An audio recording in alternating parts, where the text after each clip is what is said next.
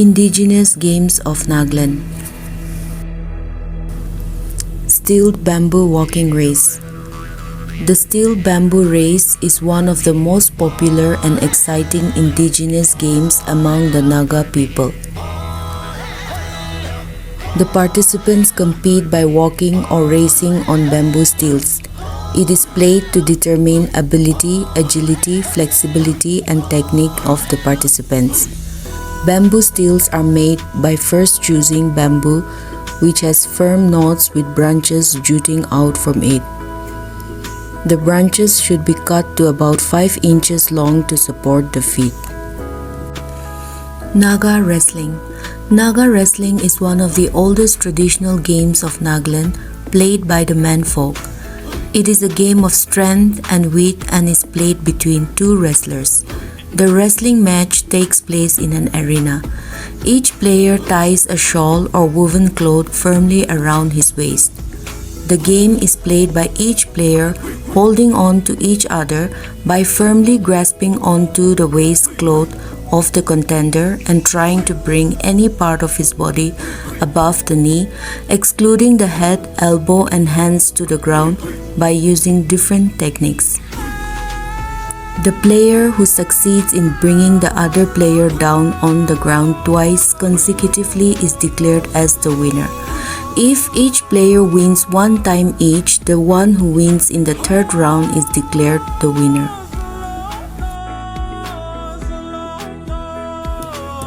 Wooden top. Many players can be included in this game and can be played both indoor and outdoor.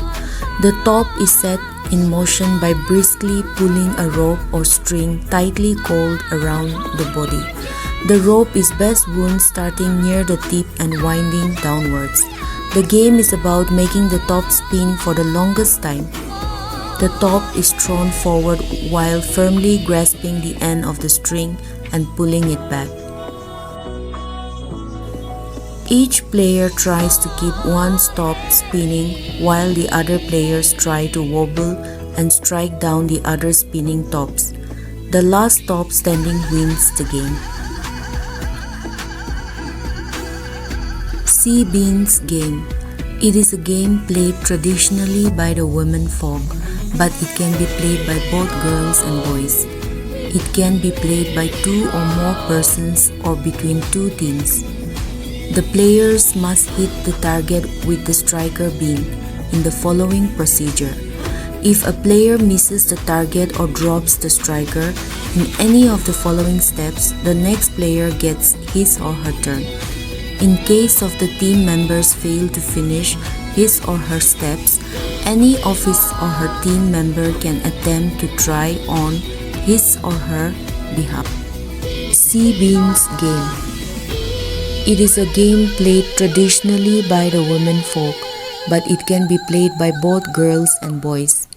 It can be played by 2 or more persons or between 2 teams. The players must hit the target with the striker bean in the following procedure. If a player misses the target or drops the striker in any of the following steps, the next player gets his or her turn. The team or the player who first accomplishes all the steps will be the winner. 4 to 5 sea beans are placed in upright position with 4-finger gap in a straight line against wall as targets. The sea bean is placed between feet and propelled forward as the participants jump. The sea bean is placed on the knee and dropped upon the lined sea beans. The sea bean is then thrown forward by lifting one leg and flung under it. If the player misses the target or drops the striker bean, the next player gets his or her turn.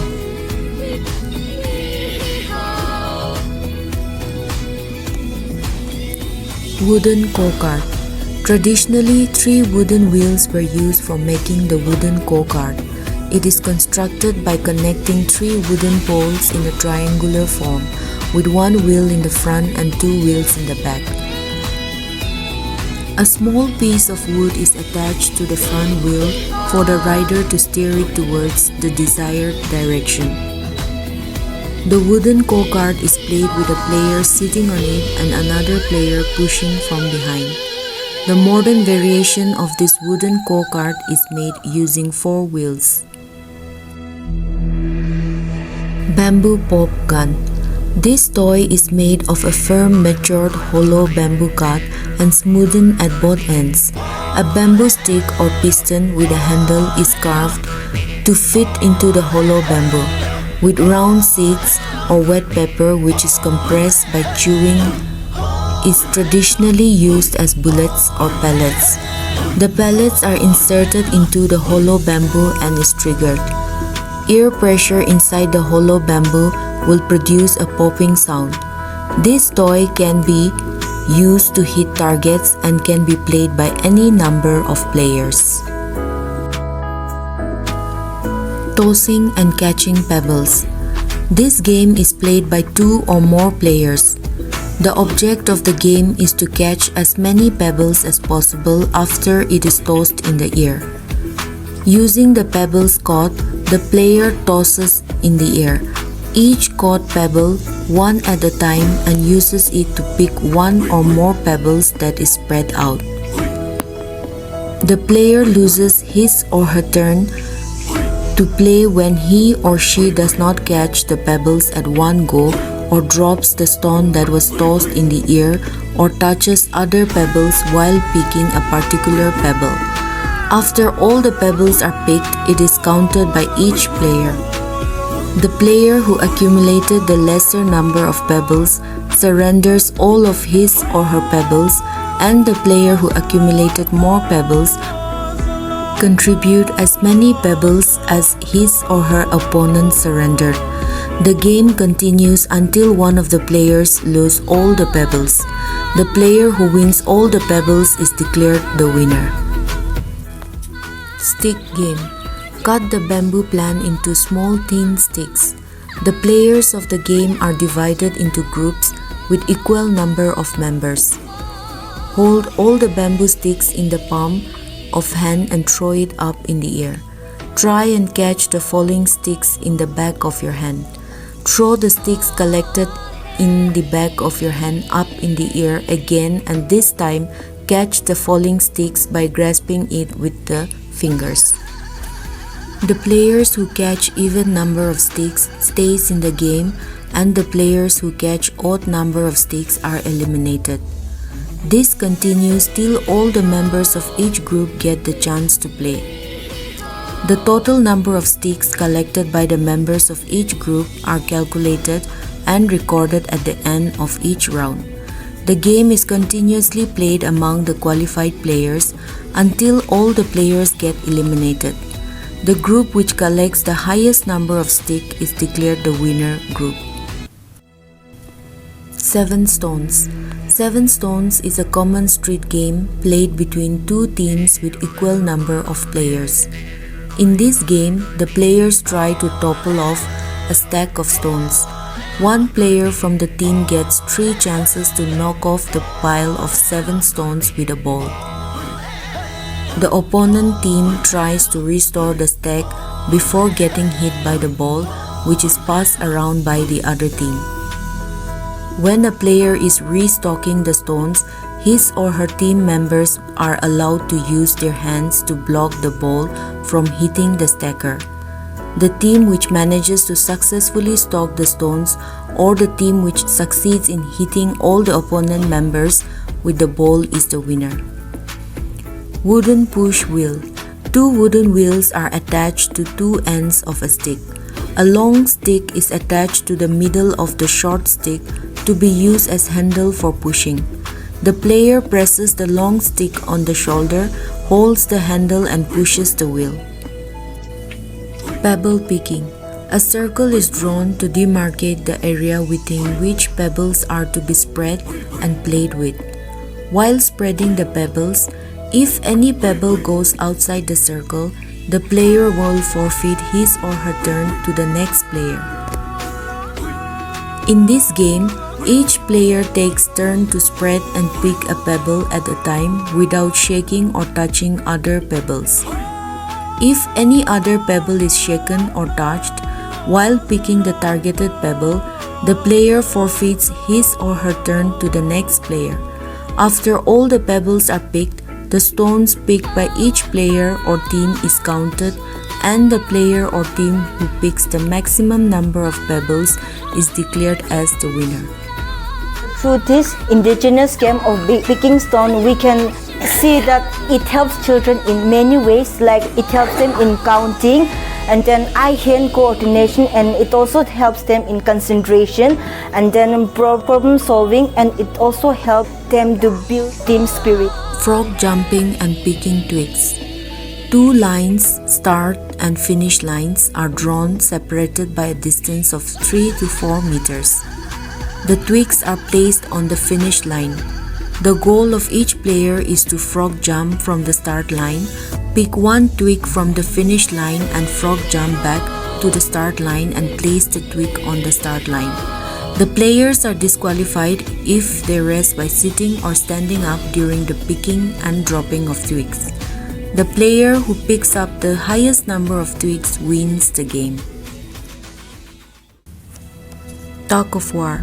This game is played between two teams with equal number of players. A dividing middle line is drawn, and two border lines about 4 feet away from the middle line is drawn on both sides. A rope with a mark or a ribbon tied in the middle is placed on the play field such that the length of the rope is equal on both sides of the team. A referee is appointed to give the signal for the game to start. The two teams stand on their respective side facing each other. Each team holds the rope with both hands. When the signal to start is given, the players of each team lean backwards with their feet firmly planted on the ground and pull the rope towards their side. The pulling continues until the middle mark on the rope crosses the border line, when one team is pulled towards the opponent team's side. The game is played in 3 rounds, and the team who wins 2 rounds is declared the winner. Incorporating traditional indigenous games in the foundational learning in schools offers numerous educational benefits that enhances students' overall experience. These activities play a vital role in preserving and celebrating Nagaland's diverse cultural heritage. By engaging indigenous toys and games, students develop a deeper connection to local customs and traditions, fostering a sense of pride and their cultural identity. Traditional games promote experiential learning by providing hands-on activities that stimulates cognitive, social, and physical development. Games such as 7 stones or twig picking requires strategic and eye-hand coordination, language and vocabulary building, enhancing problem-solving skills, and building team spirits and collaboration among children. Integrating indigenous games into the school curriculum will enhance the principles of holistic education by cultivating individuals with deep cultural connections, physical prowess, and strong social skills, preparing them for a resilient and balanced future. This approach nurtures well-rounded students who are grounded in their cultural heritage, physically capable, and socially adept.